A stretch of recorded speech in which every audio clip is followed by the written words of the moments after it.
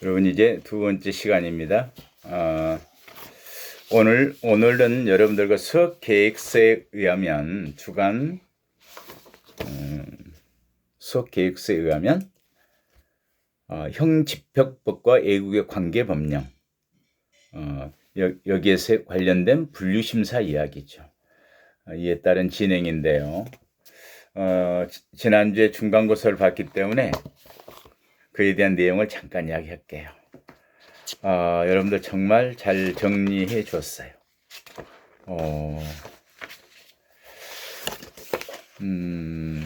한 문제는 고위험성 범죄자의 경비 등급별 처우에 관한 것. 과연 어떻게 적용해야 되는가, 경비 등급에 있어서. 그리고 그 처우 내용은 그런 사람들은 어떻게 해야 되는가. 물론 경비 등급별 교도소가 무엇이고, 그 중에서 S1, S2, S3, S4에서의 S4의 성격과 고위험성자들에 대한 관리는 어떻게 해야 될 것인지 여러분들이 정리된 걸 작성하도록 했고요. 누진처우 제도라고 하는 어떤 계급성에 따른 획일적 처우, 이 부분이 교정사회에는 어떤 영향을 미치고 분류심사는 그 당시에 그렇게 된다면 뭘 중점으로 했을까, 이런 내용들이죠. 거기에 대한 물론 누진처우 제도에 대한 비판이지만은 누진처우 제도의 비판 속에서는 분류심사는 어떤 역할을 했을까, 이걸 좀 캐치했었으면 하면 좋겠다. 당연히 행형과 교정 개념에서도 행형의 성격과 교정의 개념 같이 쓰일 수도 있고 다른 성격을 가지지만 두 개가 다른 성격을 갖는다는 건 분류심사에서는 어떤 의미일까? 그렇죠? 또 한 문제가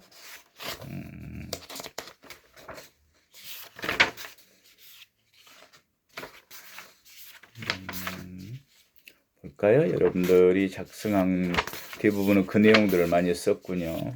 일단 행령과 교정, 적은 내용. 이건 좀 어려웠나요? 교정 이념과 분류심사의 관련성. 사실은 이 네 문제가 갖고 있는 성격은 다 같은 거예요. 분류심사와 어떤 관련성을 갖는지를 관련 지어서 설명해낼 수 있는 힘이 있을까요, 여러분들이? 그런 문제를 관심 있게 작성했다면 가장 좋은 점수를 받았을 거고, 그렇지 않고 주어진 문제에 대해서 그 개념만 썼다면은 그래도 잘 썼으면은 상당히 좋은 점수는 받을 수 있겠죠. 너무 또 거기에 또 지나치게 연연할 필요는 없어요. 다들 잘 썼고 비율이 그렇게 높지 않기 때문에 차이는 별로 안 날 거예요. 여러분들의 레포트와 또 이제 기말고사 때는 그런 부분에 내가 주어진 문제에 대해서 관련성의 문제들을 주로 이야기할 건데, 이야기한 내용 중에서 늘 답을 찾았으면 좋겠어요. 무엇보다도 관련성이란 뭐죠? 주어진 문제와 분류심사와의 관련성들이죠. 그렇게 생각하면 좋을 것 같아요. 아직은 채점을 했거나 여러분들과 다 읽어볼 수 있는 시간적인 여유는 없었어요. 다시 한번 이야기할 수 있다면 여러분들에게 이런 문제들은 이렇게 정리했으면 좋겠다는 이야기를 다시 한번 하도록 하죠. 오늘은 관계법령과 분류심사입니다.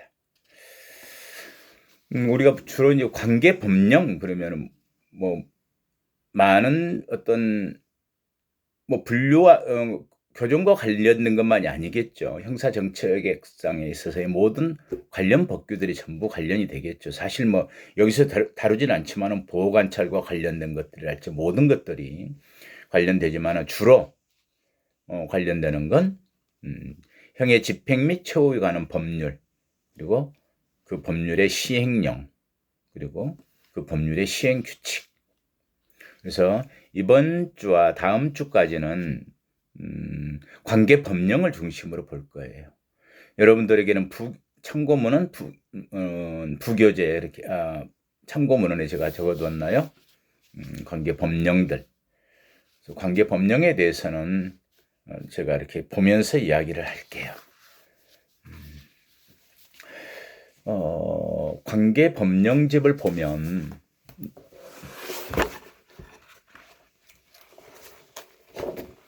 이렇게 되어 있어요.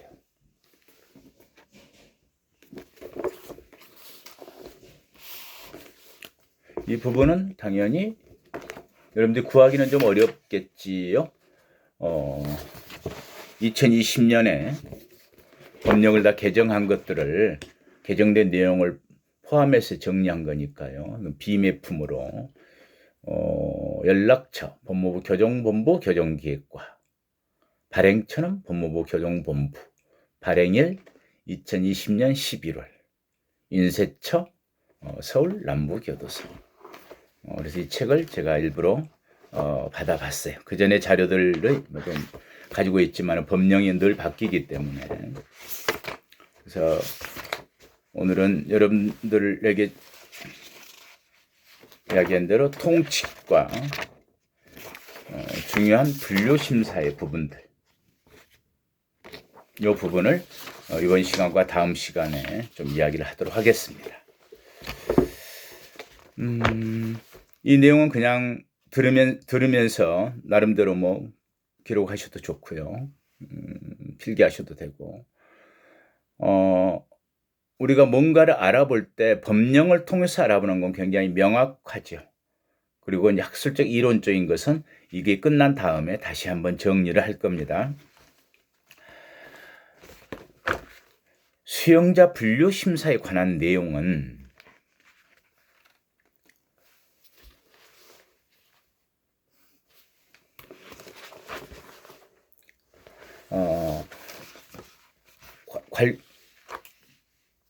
형의 집행 및 처우에 관한 법률 제8장에 수용자의 처우 이렇게 되어 있는 거예요. 그리고 시행령 제8장에도 수용자의 처우, 그리고 시행규칙에는 제3편에 수용자 처우에서 분류심사에 관한 모든 내용을 법규에 담고 있어요. 관련 법규에. 그래서 주로 관계 법령집을 통해서 세 가지를 조금 차근차근 설명하는 걸로 하겠습니다. 제1절 통칙 이렇게 되어 있는데, 수용자 처우 원칙을 알아야 우리가 어디에 근거해서 그런 내용이죠. 어떻게. 제8장 제1절 통칙이고, 제55조에는 수용자 처우의 원칙 이렇게 됩니다. 그걸 한번 먼저 읽고 그 다음에 이야기를 할게요. 수용자에 대하여는 교육, 교화 프로그램, 작업, 직업훈련 등을 통하여 교정교화를 도모하고 사회생활에 적응하는 능력을 함양하도록 처우하여야 한다. 처우의 원칙을 그렇게 적고 있어요. 근데 이러한 언제 어떻게 이런 건 시행령에 이제 구체적으로 좀 담고 있죠. 수용자로서의 처우의 시작은 개시는, 소장은 미결 수용자로서 자유형이 확정된 사람에 대하여는, 형이 확정된 사람에 대하여는 검사의 집행지휘가 도달한 때부터, 이게 형 집행지휘서가 도착하는 거예요. 재판이 끝나고 나면은. 그래서 검사의 형 집행지휘서가 도착된 때부터 수용자로 처우한다. 그리고 이 검사는 어떻게 해야 되냐면 아무 때나 보내는 건 아니죠. 틀림없이 형이 확정된 다음에는 검사는 형 집행지휘서, 그러니까 그 집행지휘를 한 날부터 10일 이내에 재판서나, 재판의 내용이죠. 판결문, 재판서나 그 밖에 적법한 서류를 소장에게 보내야 한다. 자, 그러면 소장은 다음 조에 이제 내용을 보면 제56조 개별 처우 계획의 수립 등, 우리가 처음 공부할 때 들었던 이야기인데 법규를 다시 한번 이야기할게요. 소장은 분류처우위원회의 의결에 따라 수용자의 개별적 특성에 알맞은 교육 교화 프로그램, 작업, 직업훈련 등의 처우에 관한 계획, 이걸 우리가 뭐라고 한다고요? 어떤 그 사람에게 적합한 걸 개별처우라고 합니다. 어떤 경우 우리가 맞춤형 처우 뭐 그런 표현도 쓰죠. 개별처우 계획이라고 한다. 이걸 개별처우 계획을 수립해서 시행해야 되는. 그래서 소장은 수용자가 스스로 개선하여 사회에 복귀하려는 의욕이 고취되도록 개별 처우 계획을 정기적으로 그리고 수시로 점검하여야 한다. 이 내용은 뒤에 설명하겠지만 처음에 형 집행 지시가 도착했을 때 신입자 분류 심사를 해요. 그리고 그 사람의 처우의 변화 과정에 따라서 반영하기 위해서 일정 기간 때마다 정기 재심사를 하고 필요시, 우리가 말하는 필요시란 어떤 사유가 발생했을 때 부정기적으로 또 재심사를 하는 거죠. 그러니까 처우 전 과정에 분리심사가 관여한다 그랬죠. 자, 그럼 다음 조 제57조의 처우란에서 처우란 무엇일까요? 수용자는 분류심사의 결과에 따라서 그에 적합한 교정시설에 수용되면 개별 처우 계획에 따라 그 특성에 알맞은 처우를 받는다. 기억나시나요? 분류처우 제도란 수용자 개개인의 특성을 과학적으로 진단 분석해서 그에 상응한 처우를 하는 것이다. 그에 상응한 처우를 한다는 건 크게 제가 두 가지로 이야기를 했죠. 하나는 적절한 시설인데 가능하다면 소규모화된 시설, 특성별 시설이 있어야 되겠다. 그리고 적절한 처우 중에서도 상응한 처우 중에서도 처우 프로그램의 다양화, 풍부함 이걸 필요로 한다. 개별 처우 계획에 따라서 처우를 하려면. 그래서 이 내용은 법규에서는 이렇게 이야기하고 있다. 그래서 시행령에는 수용 설비 및 개호의 정도는 규정에 어긋나지 않는 범위에서 법무부 장관이 정한다. 그래서 이제 경비 등급별로 하라고 그랬죠. 경비 등급별로 하라고 하는 겁니다. 수용자의 생명이나 신체, 그 밖에 인권 보호에 적합한 시설이어야 한다. 교정시설의 안전과 질서 유지를 위하여 필요한 최소한의 범위일 것. 질서 유지를 위해서는. 그리고 그러한 모든 것들이 개별 처우 계획에 적합할 것. 네. 그래서 이러한 처우들은 알맞은 시설과 어떤 개별 처우 계획이 있어야 된다고 그랬는데 법상에는 이렇게 이야기를 하고 있습니다. 교정시설은 도주 방지 등을 위한 수용 설비 및 개호의 정도, 이제 앞으로는 이걸 경비 등급이라고 하는데, 경비 등급이란 그래서 처음 이야기할 때 무엇에 근거한다? 위험성의 정도가 제일 큰 거죠. 그 기준이. 물론 차등화된 처우를 경비 등급에 따라서 등급별 교도소 달리하지만 경비라고 하는 말 속에서는 위험성의 정도들이다. 이렇게 이해하면 좋을 것 되겠습니다. 그래서 경비 등급별로 교도소를 구분해야 되고 그렇게 경비 등급별로 대한민국의 모든 교도소를 나눌 수 없기 때문에 일정한 어느 교도소에서는 그 같은 시설 내에서 구역을 달리해서 경비 등급을 나누어서 처우할 수 있다. 이게 뭐냐면은 일반 경비 시설이 있는데 완화된 경비 시설과의 같은 일을 동시에 해야 될 경우에 교도소가 너무 많이 있지 않잖아요. 우리나라 교도소가 전부 대규모 시설이고 그 수용 인원에 비해서 교도소 숫자도 절대적으로 부족하기 때문에 경비 등급별 교도소가 운영되려면 즉 개개인의 특성에 맞게 시설이 적합하려면 한 시설 내에서도 이렇게 나누어서 등급별로 지정하고 처우할 수 있다. 그래서 S2급 교도소, 완화된 경비시설에서 일정 부분 개방 처우를 할 수 있는 걸로 나눌 수도 물론 있겠고, 일반 경비시설에서 완화된 처우 등급의 시설도 할 수 있겠다. 필요하다면 그렇게 할 수 있다는 거죠. 교도소들 보면 어떤 한 사람들이 있는 걸 사방이라 그래요. 소위 거실. 사람들이 모여서 자고 생활하는 방의 공간, 방이라고 하는 공간. 그것은 교도소는 통상 사방이라 그래요. 거실. 그리고 이제 그러한 사방들이, 거실들이 쭉 한데 되어 있는 통로에 이렇게 쭉 있겠죠. 이걸 우리가 사동 그래요. 그래서 A사동, B사동, C사동, D사동 이렇게 나눌 수 있겠죠.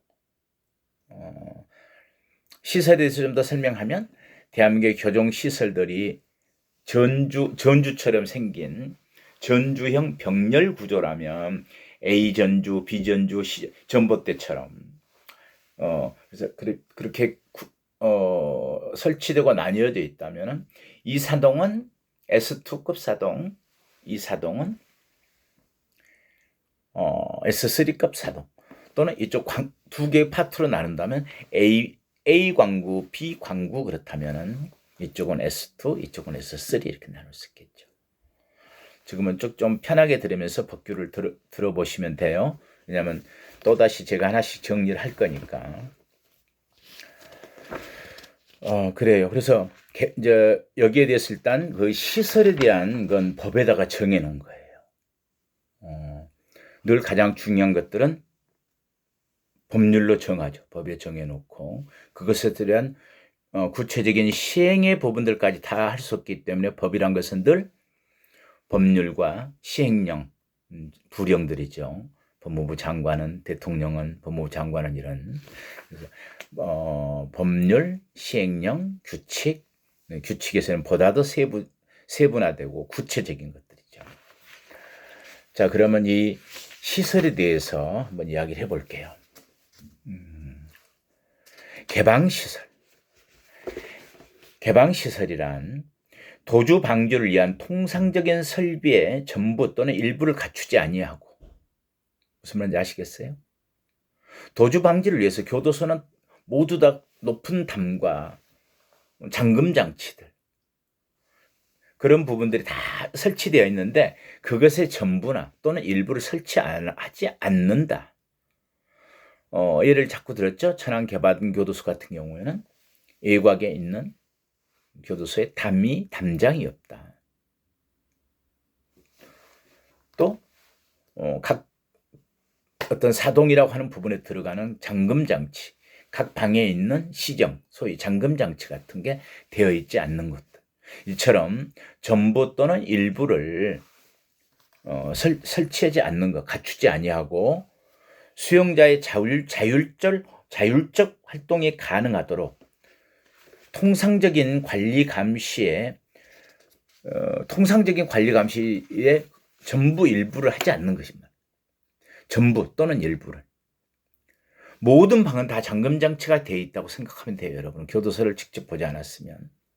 아마 이제 기회가 돼서 여러분들이 교도소를 참관한 경우가 있다면, 각 방마다 열쇠가 잠금장치가 되어 있구나, 이러는데, 개방시설에는 그러한 잠금장치를 하지 않고 자율적으로 활동할 수 있을 만큼의 그런 부분이다. 그래서 통상적인 감시, 관리, 감독에 갖추어지지 않는 시설들.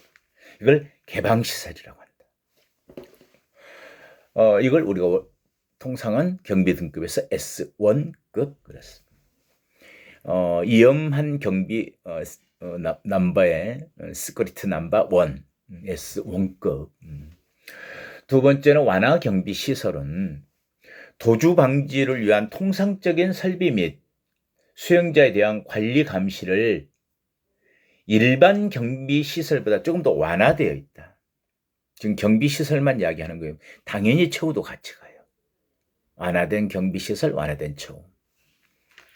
세 번째, 이걸 이제 S2급 방법. 세 번째로 대한민국 모든 교도소들이 예전에 통상 갖춰졌던 시설들이에요. 일반 경비 시설은 S3급. 도주 방지를 위한 통상적인 설비를 갖추고 수용자에 대하여 통상적인 관리 감시를 하는 교정시설들, 이걸 일반 경비시설이라고 그래요. 예전에는 모든 교도소의 담장에는 또 감시대라는 게 있었어요. 따로 관리 감독을 하기 위해서 직원이나 경비교도대원들이 올라가서 감시를 했었는데, 지금은 대한민국 교도소에서는 사실은 군인에 대한 인적 자원의 부족으로 그런 대책도 세웠지만, 그렇게까지 않아도 전자감시 시스템으로 충분히 커버가 된다. 그래서 지금은 전자감시 시스템으로 담들이 둘러싸여져 있기 때문에 특별히 감시대에 올라가서 근무를 하는 경우는 없습니다. 모든 교도소가 하나도 없어요. 자, 이제 가장 엄한 교도소가 있어야 되겠죠. 그걸 우리는 S4급이라고 한다. 중경비시설, 무거울 중자. 여기는 도주 방지 및 수용자 상호 간의 접촉도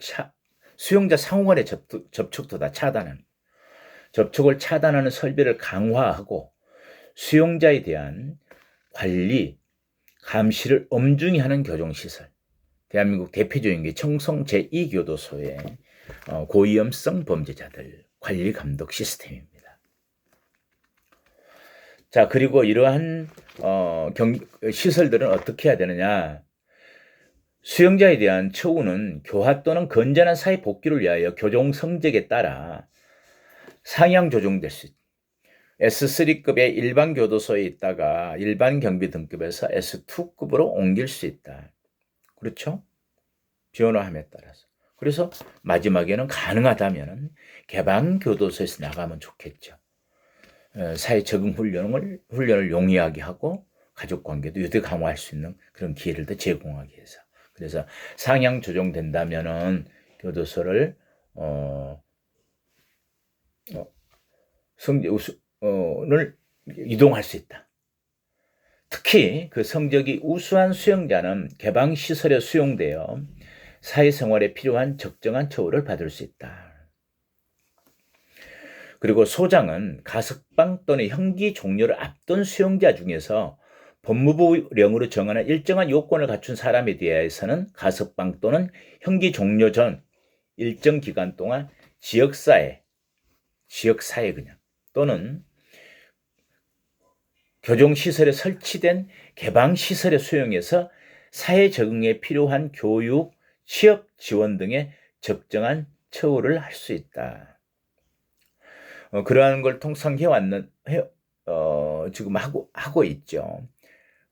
천안개방교도소 같은 경우는 가석방이 1년 이내 가능한 수용자들을 전국에서 신청을 받고 심사를 해서 거기 와서 사회 적응 훈련을 받을 수 있도록 하고 있습니다. 그래서 천안개방교도소의 명칭은 우리가 통상 천안개방교도소 이렇게 행정적으로 이야기하지만은 특성화되어 있는 교도소 시설로서 이야기할 때는 사회 적응 훈련원 이렇게 표현을 하고 있습니다. 그리고 수용자는 교화 또는 건전한 사회 복귀를 위하여 교정시설 밖에 적당한 장소에서 봉사활동, 견학, 그 밖에 사회 적응에 필요한 처우를 받을 수 있도록 하고 있고요. 학과교육이나 학과교육생, 직업훈련생, 애국인, 여성, 장애인, 노인, 환자, 소년.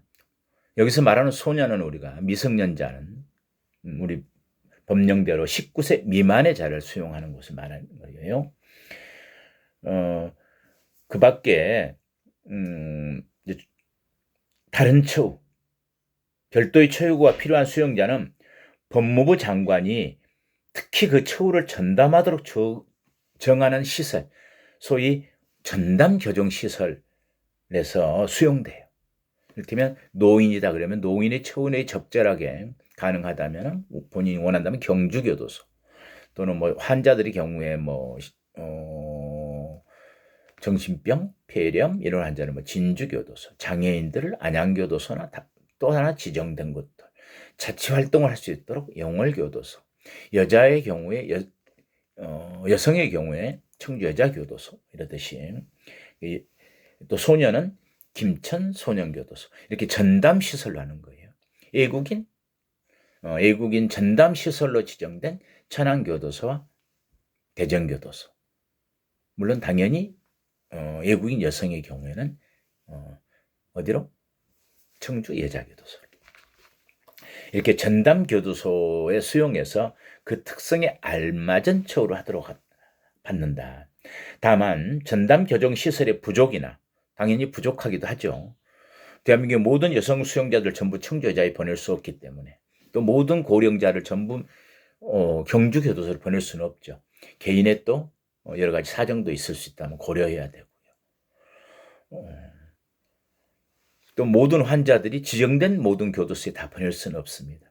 그래서 다만 여기서 이제 단서 조항을 뒀죠. 전담 교정 시설의 부족이나 그 밖에 부득이한 사정이 있는 경우에는 외로 할 수 있다.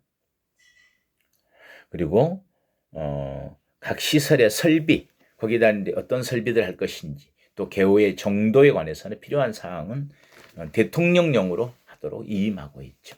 법률에서. 자, 그래요. 이 시간은 여기까지 하고 다음 시간에는 또 이제 분류 심사에 대해서 본격적으로 또 이야기를 한번 하도록 하겠습니다.